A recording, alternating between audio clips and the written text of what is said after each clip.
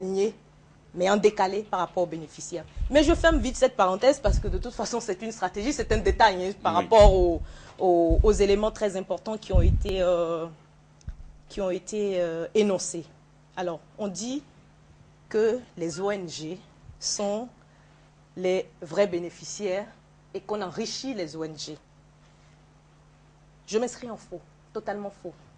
Parce que quand j'écoute l'émission de M. Agossa, M. Agossa avait dit, dans une totale confusion, d'une part, on enrichit les ONG, on leur donne 8% de frais de gestion par rapport donc au crédit mis en place. En même temps, plus loin dans la même émission, il dit oui, les ONG, on les recrute dans les centres urbains, mais il faut qu'elles aillent à l'intérieur. Et donc, du coup, ça leur coûte très cher. Et comment elles s'arrangent pour le faire? Et là, moi, j'ai un premier problème par rapport à ça. Deuxième problème, M. Agossa dit argent donné gratuitement par le président Boni Yayi et que le président Boni Yayi l'a déclaré dans cette tournée. C'est archi faux. Je pense que vous êtes un média et que les médias ont la plupart du temps relayé les différentes tournées du chef de l'État. En tout cas, j'en ai fait partie pour bon nombre pour ce qui concerne la rencontre du chef de l'État avec les bénéficiaires du MCPP. Je n'ai jamais entendu le chef de l'État dire « c'est mon argent, prenez, c'est pour vous », etc., etc. Bien au contraire, je précise à M. Agossa, s'il ne connaît pas les tests du Fonds national de microfinance, certaines rencontres du chef de l'État avec les bénéficiaires font partie d'une rubrique qu'on appelle le suivi de la hiérarchie, y compris donc avec le ministre.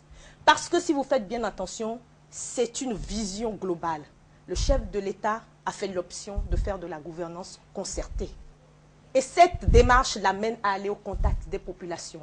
D'une part, ça lui permet de rendre compte de ce qui est fait, d'autre part, de recueillir les desiderata des populations. Et d'ailleurs, au cours de certaines de ces sorties, on a pu noter certains ratés, certaines difficultés qu'au fur et à mesure, nous avons corrigées. D'une part. D'autre part, dire que c'est de la propagande, j'attends qu'on m'en apporte la preuve. Mais, M. Naoum, vous l'avez si bien rétorqué dans le débat la dernière fois, pour demander en quoi c'est de la propagande et qu'il faut en apporter la preuve. Vous avez parlé de réseau d'exploitation de la pauvreté par les ONG. D'abord, ce ne sont pas des ONG, on les appelle les institutions de microfinance, c'est les IMF partenaires, qui ont été recrutés par appel d'offres et aujourd'hui font partie donc des partenaires stratégiques qui travaillent, nous les appelons partenaires stratégiques, et travaillent avec le Fonds national de microfinance. Vous avez déclaré, M. Agossa, que ce programme homogénéise la pauvreté. C'est archi faux. Et par rapport à ça, vous avez dit, oui, tout le monde n'a pas besoin de 30 000, on donne 30 000 à tout le monde, et puis vous avez fait... Et ce n'est pas le cas?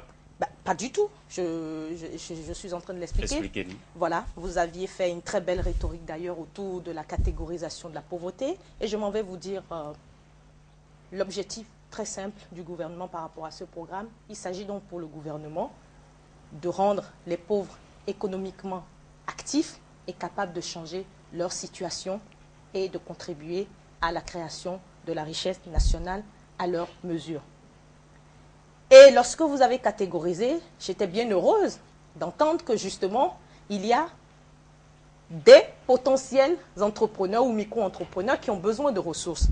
J'ouvre une parenthèse pour dire qu'il y a différents types de catégorisation. Il vous appartient donc de retenir la forme de catégorisation qui vous plaît, mais nous nous rejoignons sur la cible précise du programme de microcrédit aux plus pauvres, à savoir donc les pauvres potentiellement économiquement actifs, à qui donc il faut donner des ressources. Puisque ce qui leur manque en réalité, ce ne sont pas des impotents, ce ne sont pas des gens incapables de mener des activités génératrices de revenus, mais c'est parce qu'ils sont dans un système qui les exclut.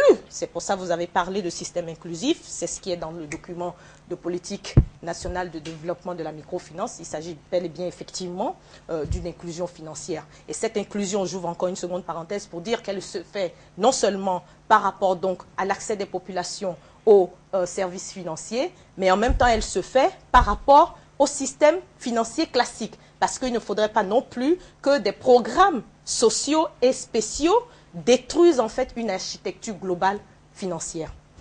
Et je voudrais vous rappeler que lorsque monsieur Agos a dit que le concept de la microfinance est né au Bénin en 1993 avec le président Soglo, oui, c'est archi faux.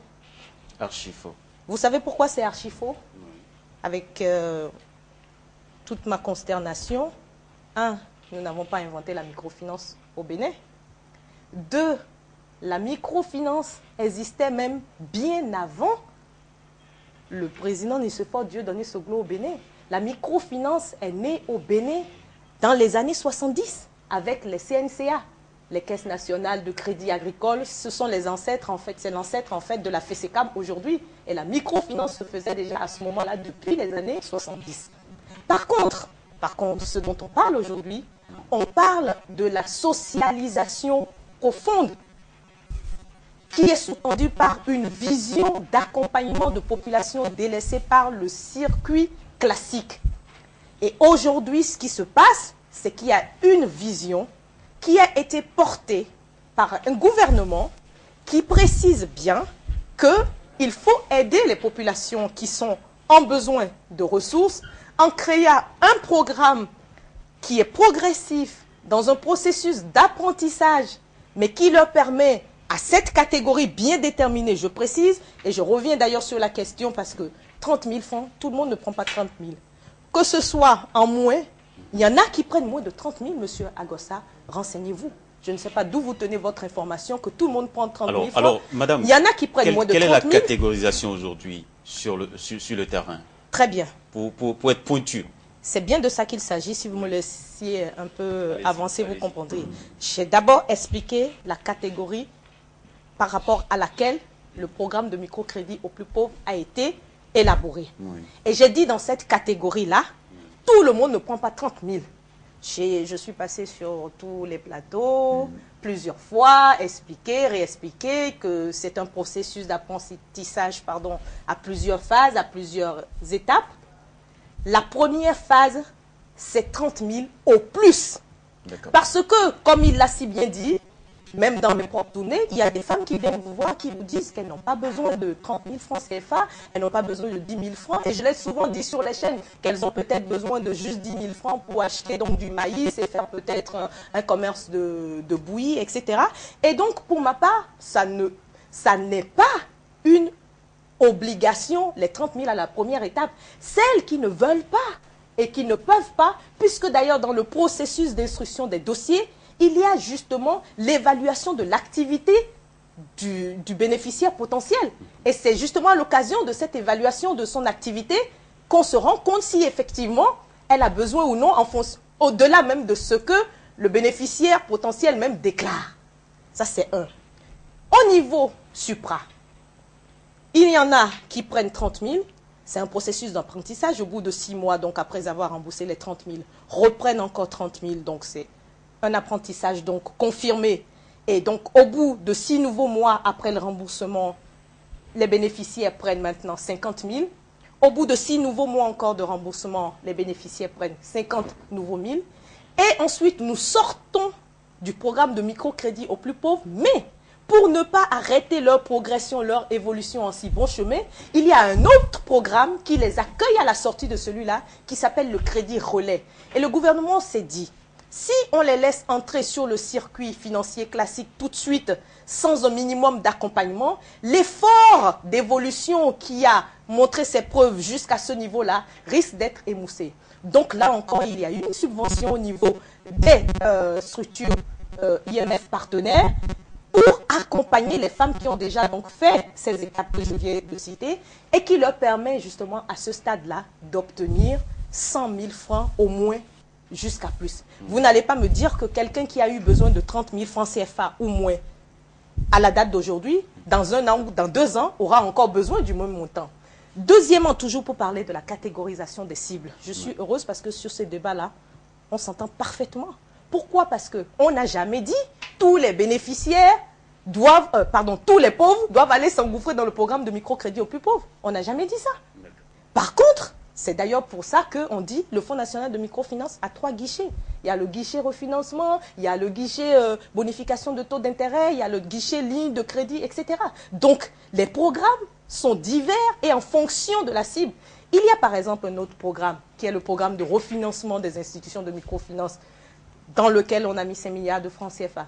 Par exemple, ce programme-là s'adresse à une catégorie de cibles dont l'activité a un besoin de financement un peu plus élevé déjà que le MCPP. Et on finance des activités génératrices de revenus à une certaine hauteur. Mais ce n'est pas les pauvres, complètement pauvres, qui vont bénéficier de ce programme. Il y a encore un autre programme en fonction, donc comme je l'ai dit, il y a plusieurs types de catégorisation. Par exemple, il y a la catégorisation en fonction donc de la nature de l'activité exercée. Nous avons créé par exemple le phare, le financement des activités agricoles en milieu rural, puisqu'il y a effectivement des pauvres qui ont besoin de ressources pour mener des activités, mais du fait de la spécificité de leur activité agricole qui est donc saisonnière et qui a donc des caractéristiques particulières, il y a un programme donc pour les pauvres dans ce domaine-là. Merci, madame. Non, ce n'est pas fini, il y a d'autres... catégorisation, oui. Je voudrais qu'on s'entende. Je Oui. voudrais donner la parole à M. Agossa, parce que je pense que ce qu'il a évoqué, c'est cette catégorisation qui manque. Mais vous venez de développer sur ce plateau qu'il y a une catégorisation du système en place. On peut dire que vos inquiétudes... Si vous permettez, je voudrais suggérer que je finisse d'aborder tous les points de la première manche. J'aimerais qu'on s'entende sur cette catégorisation. Non, entendons-nous. Oui. J'aimerais plus qu'il y ait de polémique. Voilà. Si elle finit, Oui. bon, je pense que vous saurez l'arrêter. Si elle finit, Oui. elle me dit qu'elle a fini parce qu'elle a abordé plusieurs points. Il ne s'agit pas seulement de catégorisation. Donc, moi, mais je ne veux pas échapper. Oui, ce que je voudrais savoir, sur cette catégorisation, on peut dire que vous vous entendez. Non, on ne s'entend pas. On s'entend pas. Vous ne vous entendez on s'entend pas. Moi, j'aimerais que vous puissiez réagir en même temps. Non. Pour évoluer dans le débat. Alors, nous allons revenir sur les autres points après. Très bien. Catégorisation, là, d'abord, il faut qu'on s'entende. Voilà le véritable problème du programme de microfinance. De microcrédit. De microfinance, je veux dire, globalement. Les microfinances, c'est les microcrédits sont un volet des microfinances. Okay. Comme nous aurons encore l'assurance, qui est un volet des microfinances, nous aurons encore l'épargne, qui est un côté aussi des microfinances, le transfert d'argent, qui est un côté des microfinances, dans les microfinances. Dans les microfinances, aujourd'hui, nous parlons du microcrédit. Donc, je dis et je répète, si on a commencé par avoir cette forme-là, liée à l'État, comme l'État l'a fait, c'est à partir de 93 avec le président Soglo. Ce que vous êtes en train de dire, oui, c'est ça, c'est avec à 93, je suis très heureux que vous partiez même jusqu'en 70 pour dire que ce n'est pas une innovation extraordinaire de ce gouvernement. La microfinance. Donc, la microfinance n'est pas une innovation de ce gouvernement. Mais bien sûr, il y a une innovation ici. Il y a une innovation. C'est-à-dire, on dit microcrédit aux plus pauvres. C'est là le boulevard à tout. Alors, mais qu'est-ce qu'on appelle plus pauvre? Dites-moi. L'indicateur du plus pauvre. Dans le microcrédit, le plus